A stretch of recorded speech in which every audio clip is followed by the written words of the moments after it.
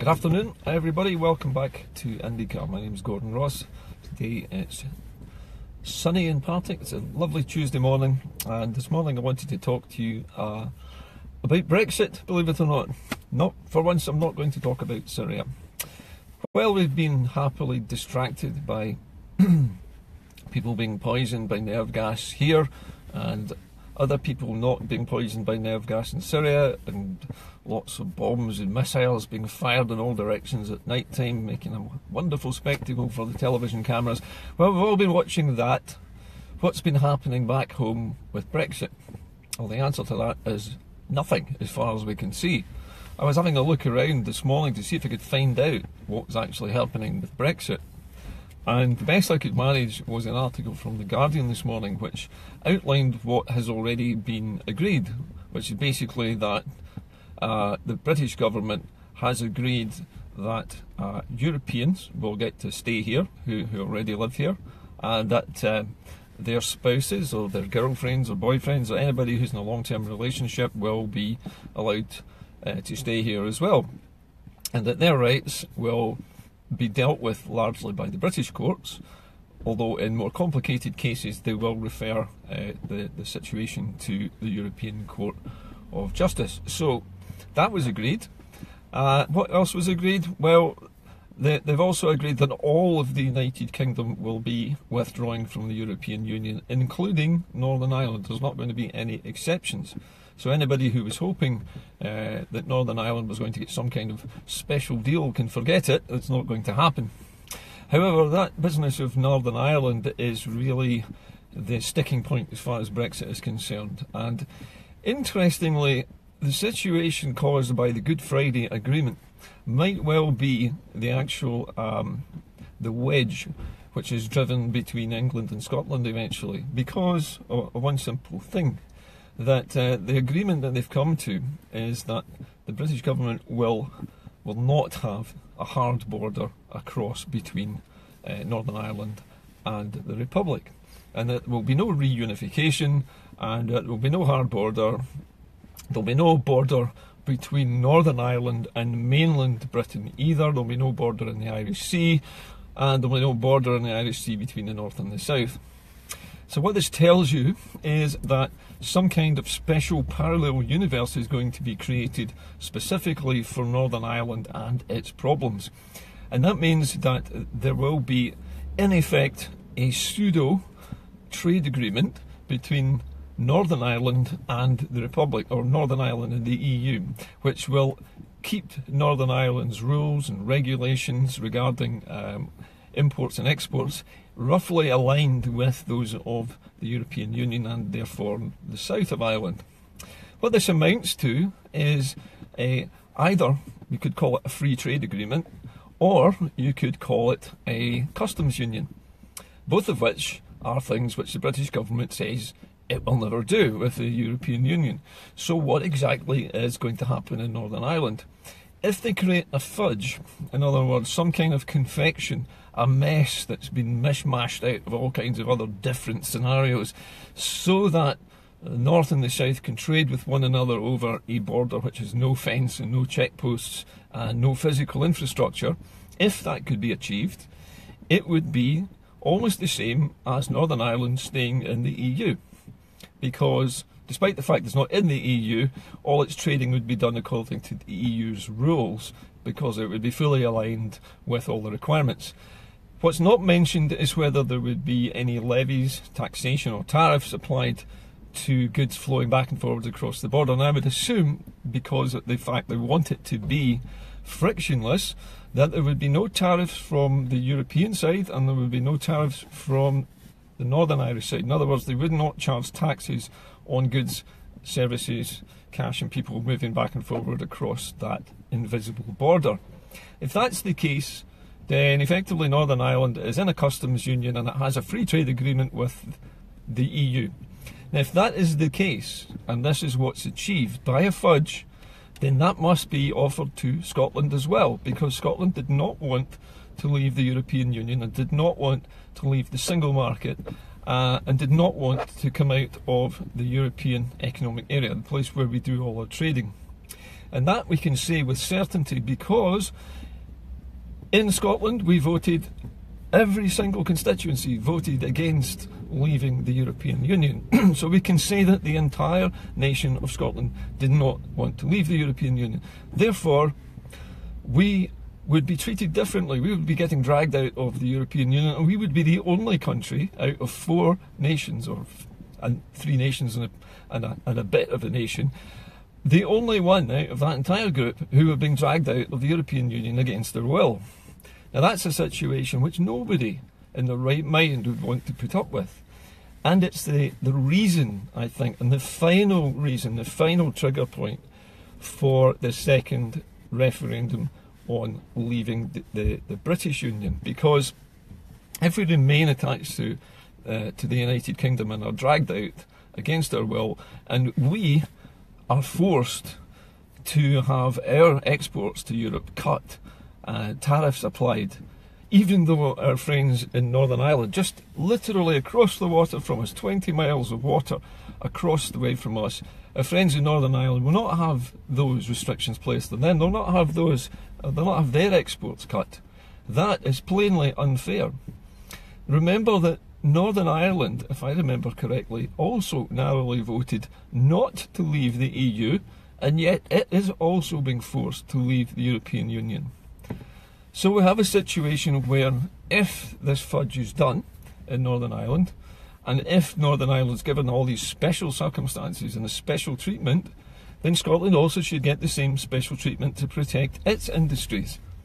Otherwise, there is no quid pro quo. There's no balance, there's no justice, and there's definitely no democracy involved in it. For my money, the whole situation in Northern Ireland, because it's so incendiary and so worrying for everybody, they will treat it with kid gloves, and they will tiptoe around the subject, and they'll try carefully not to upset the Unionists, and they'll try not to upset the Republicans, and they'll try not to upset the Southern Irish government, and they'll try not to upset whoever there is who doesn't want to be upset. The whole of Ireland is on the brink of being upset about something. So in the moment of dealing with all of this, the UK's got to square that circle because it's made this mess. And all because England wants to leave the European Union, Scotland is going to have its economy damaged for no other reason than England is overcrowded. That's essentially what the situation is. England's overcrowded, they want to shut the doors. Therefore, Scotland has to suffer because Scotland is part of England. That's the way they see us. We're a part of their economy. And this is what is wrong. Scotland cannot put up with that. For a country which voted in every constituency to stay in Europe and to keep trading with Europe and to stay as a member of the European Union, for a country that voted in every single area in a majority to stay in the European Union, to be taken out of it by another country which made the decision for its own benefit, not for our benefit, but for its own benefit, and for us to be damaged in this way is the equivalent of allowing somebody to come in to your shop and vandalise it, wreck your stock, and make sure that you can't survive, to make sure that your shop cannot function, all because their supermarket down the road needs to be more secure. It's bullying by any other name. Being outnumbered and forced to do something against your will is not democracy. And I don't care what anybody says about we voted no and that's an end of it, we just got to put up with it. We don't have to put up with anything. This is a question of democracy. The democratic decision of Scotland was to remain in Europe. And that was across the whole nation of Scotland, not little bits of it, not just here, there and bits here didn't want to. The whole of Scotland voted to stay in the European Union. We might have voted no to independence a few years ago, but we voted no on the basis that we were told that we would only be able to stay in the EU if we voted no. Now the opposite is true. We're being dragged out of the European Union even though we did what we were told in order to stay in the EU. We're now being forced out by the very people who promised us that we would stay in if we voted to stay in their union. How can we possibly stay in their union now? Especially if Ireland is given special treatment, if the Northern Irish Unionists are given special treatment treated with kid gloves, made sure that all their industries are fine, and yet Scotland is not allowed the same basic treatment. It's not allowed the same rights.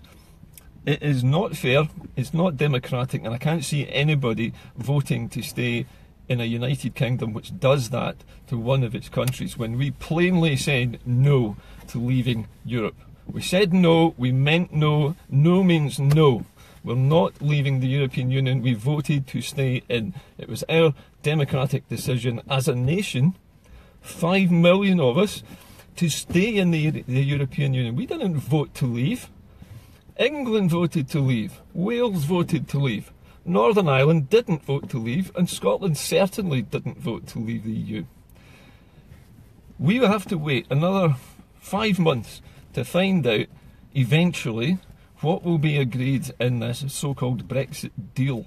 Now, this Brexit deal cannot be a free trade agreement, because England has said they will not allow immigration. And yet, they're willing to bend the rules in Northern Ireland to allow people to move freely in and out of Northern Ireland. That's immigration. They say they're not going to permit the free movement of people, goods and finance across the border into Britain.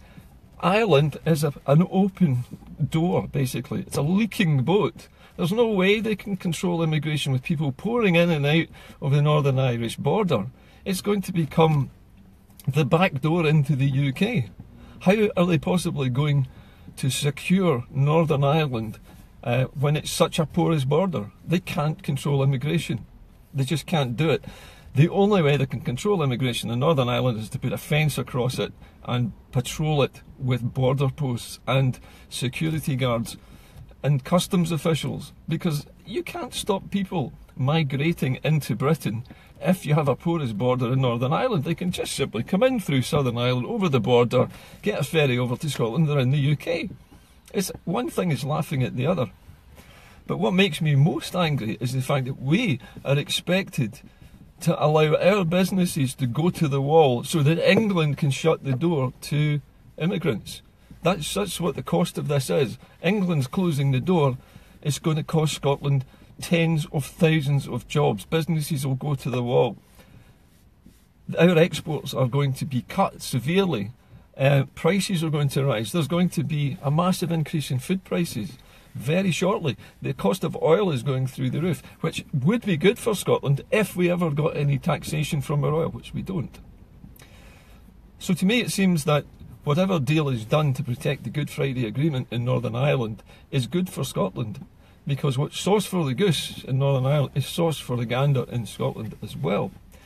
Our agreement is that we voted to stay in the European Union. We voted 68%, nearly 70% of us voted to stay in the European Union. Do you think that the Europeans living in Scotland, if we said to them, how would you vote in an independence referendum if we said independence meant you could stay in the European Union, how do you think they would vote this time? They're going to vote yes this time in big, big numbers. The only reason they voted no the last time was because they thought, mistakenly, that the only way they could remain in Europe was to vote no.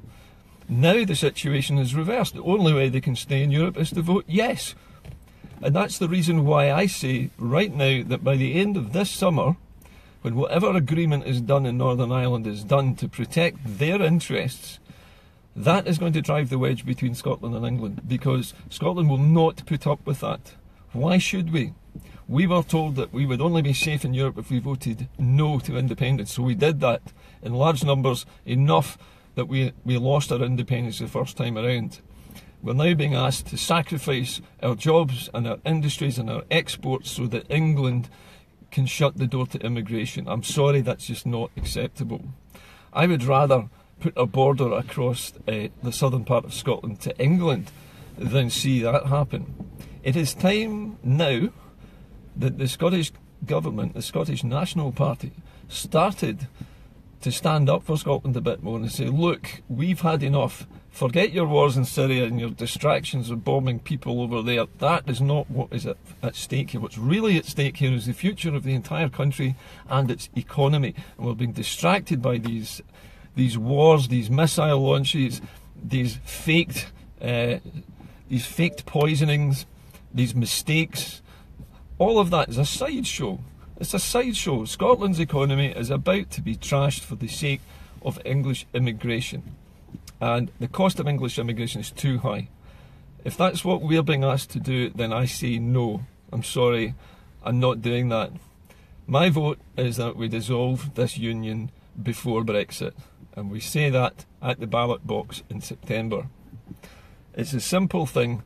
All you have to do is point out to people that if they continue to stay attached to the United Kingdom and Brexit goes ahead, their jobs and their businesses and their homes are all at risk. And also, not only that, but the position if they're Europeans and being able to stay in Scotland are also at risk. Not to mention European companies operating here will disappear. If Ireland gets a special deal and Scotland doesn't, businesses currently in Scotland will relocate to Northern Ireland so that they have free access to the European Union from there. Has anybody thought of that? No, they haven't. But that's the effect. If Ireland gets special treatment, all the businesses in Scotland will migrate over to Northern Ireland where they get free, unfettered access to the European Union. It cannot happen. It's a circle you can't square. You're either out of the EU or you're in the EU. If you're out of the EU, then you need to do a trade deal, a free trade agreement. And if you need to do that, you need free access of people, goods, services and capital. You cannot do a free trade agreement with the European Union unless you agree to the basic 4 principles. It's like everything else. You have to play by the rules. Britain can't have everything its own way. They're trying to have their cake, eat it as well, regurgitate it and eat it again. I mean, it's pathetic. They live in a completely parallel universe where England thinks it bosses the whole of the UK. Well, sorry, it doesn't. 5.5 million Britons living north of the border said no. We said no to Brexit, and we're continuing to say no. And if you don't listen to us and you keep going for Brexit, then we'll be leaving. I'm sorry, that's the price that you pay. If you're going to try and wreck our industries to pay for keeping the door shut to Europe, that's too expensive. We can't afford it. We have to protect our own interest. Scotland as a nation has spent the last 30 or 40 years repairing the terrible damage that the Tories did the last time they wrecked our economy. There's no way that the people who built up Scottish industries are going to allow Brexit to tear down all of the infrastructure that we've built, all of the manufacturing industries that we rely on to make billions of pounds every year are being put at risk by Brexit. My job in Indycar is to remind everybody what to focus on. And I'm telling you right now, forget Syria, forget bombers, forget poisonings, forget this sideshow on the television that we watch every day that they call news. It's not news. This is a sideshow that's created to take your eye off the ball.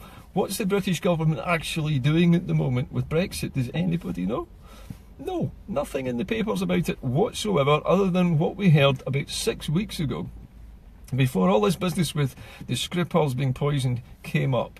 So while we've been, usefully employed in some other thing looking in the opposite direction, the British government's been beavering away trying to do something with the European Union, but they won't tell us what it is. Why won't they tell us what it is? Why are we being kept in the dark? Because there's no reason for this trade deal to be kept secret from us. It's not like they're trying to buy something or they're trying to barter something with Europe. What they're trying to do is separate us from Europe. And all we're really doing is agreeing the price. And that's all it is. So why don't they just come clean and tell us what the price is? For Scotland and for Ireland, the needs are different.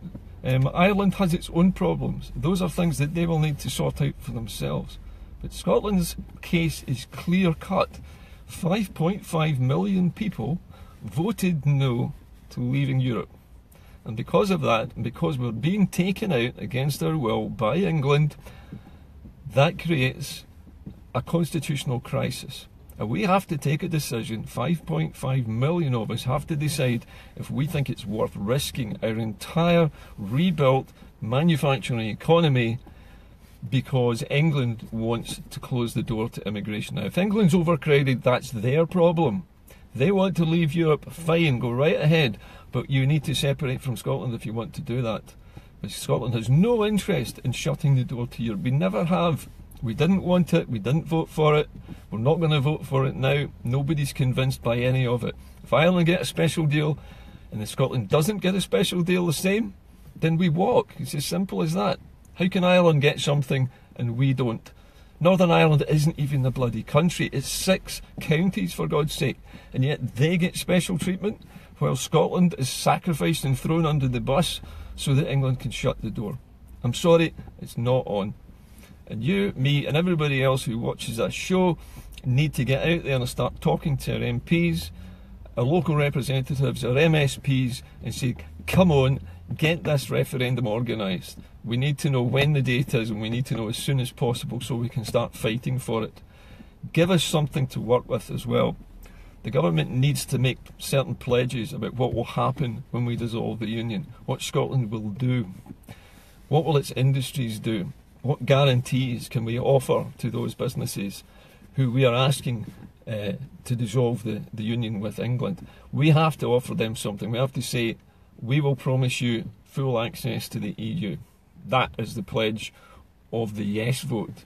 You will continue to have unfettered free access to the European Union. You will be able to trade as you do now. You will not have to worry about any trade barriers, customs, and you will not have to worry about extra taxation. If we promise businesses that, against this backdrop of doubt and uncertainty and worry and about job losses and exports being cut, I am pretty certain that business people will be the ones who drive the next yes vote. They don't want to see their multinational, multi-billion pound industries hurt just because England cannot keep its immigration under control, because that's all this is about. It's about immigration. The Tories have turned this into some kind of ideological sort of crusade to free Britain from Europe, as if we're trapped, as if Europe tells us what to do. 95% of the decisions, political decisions and laws made in the United Kingdom are made here. Only 5% are made in Europe, and of those, Britain has a veto. If anything it doesn't like, it can say no to, and it stops. Britain has never been at the mercy of Brussels, ever since it joined. And it's also always kept at arm's length from Europe. It's got all kinds of opt-outs and exemptions which no other nation in Europe has got. Anyway, I'm rambling. The point is that we need to stop watching the sideshows on the news and start to concentrate on what's important. What's important is the future of Scotland. The future of the United Kingdom is at risk as well, but for a different reason. Imagine England could do very well by itself. Why doesn't England Brexit on its own and let us leave? We can then trade with England across an open border, because we're going to be Brexited by the time Scotland votes yes anyway. And from that viewpoint, Scotland will be outside the EU when it leaves Britain. And therefore Scotland will be in a position to choose to maybe have a free trade agreement. That leaves the door open to trade with England as well as Europe. There will be more options for us if we do that. But the problem at the moment is we're all being distracted by this dog and pony show that the news media is putting on. These distractions, this is the silly season stories we're getting. The war in Syria is almost over. Damascus is almost secure. Douma has been conquered and taken back by Assad's government forces. So that part of the war is over. There's no reason for somebody to gas an enemy when they've already escorted them to buses and told them to leave. I mean, they've already been given free leave to evacuate. The forces which were rebelling against Assad have been allowed free passage out of the area. So gassing civilians made no sense at all. And in fact, it now appears that it was in fact just a misunderstanding. Somebody yelled gas and everybody panicked, and there wasn't any gas. And when the inspectors go in there tomorrow, I'm sure they're going to find no evidence whatsoever of any gases. So let's just focus back on what's important, okay? Let's focus on the immediate future for us. Syria is a war zone, but it's a war zone where the war is gradually grinding to an end, and things there will eventually sort themselves out. People will decide on peace. But right here and right now, we have our own future to worry about, and that future is about to be wrecked by Brexit. And Brexit is the wedge which is going to drive the UK apart. We didn't inflict it. England inflicted it. England voting to leave the European Union is forcing the UK apart. They're breaking their own union. It's never occurred to them that we might not want to do what they're doing. It never occurred to them to ask Scotland and say, well, do you fancy leaving the EU? No, they just want us to leave with them. They expect us to go along with it because they voted for it. Well, I'm sorry, you've got another thing coming. People of Scotland aren't stupid. We're not going to give up our jobs just so that you don't have quite as many people using your NHS. Why would we do that? You wouldn't do it for us. Why should we do it for you? The point is, let's just concentrate now on focusing now on what we do and what we as a country decide to do. At the moment, we're all holding our breath waiting for things to happen. We're waiting for the SNP to say things. We're getting fractious. We're criticising the SNP for not being tougher about Syria. But the point is, Syria's a distraction. The SNP knows it. They're just going to say anything to keep the peace just now until they announce the referendum. And then all hell will break loose because the British government will have a hard job dealing with Brexit and Scotexit at the same time. But that's what's going to happen. If Brexit isn't called off, Scotexit will follow. Brexit causes Scotexit. That's the way it works. Scotland hasn't done it. England's decided to break up the union, not us, and that's what we need to remember. This time, we're not the ones saying we want to leave. England is the ones saying, if you don't like Brexit, you'll have to leave because there isn't any other option for you. And this is the way it's going, I'm afraid. We're not, this time, choosing voluntarily to leave the UK. We're being forced out. We're being forced out of the UK to protect our own economy. And the Tories have done this. The Tories have forced this upon Scotland. They've forced us now to choose to be independent, to save our economy, and to ensure that our jobs and our businesses survive into the next century. Ironic, isn't it, that the very people that were desperately pleading for us to stay in the last referendum are the very same ones who are going to force the union apart. And that's the stupid thing about the Tories. The law of unintended consequences. They just say what they wanted to say. They didn't think about how it affected Ireland or even Wales or Scotland. They're not interested in the slightest in those wee countries. England is what matters to England, and that's been seen in the whole Brexit debacle. Well, all I can say to my friends in England is I'm sorry that you're leaving the EU, but I for one don't intend to go with you. See you all later. Bye for now.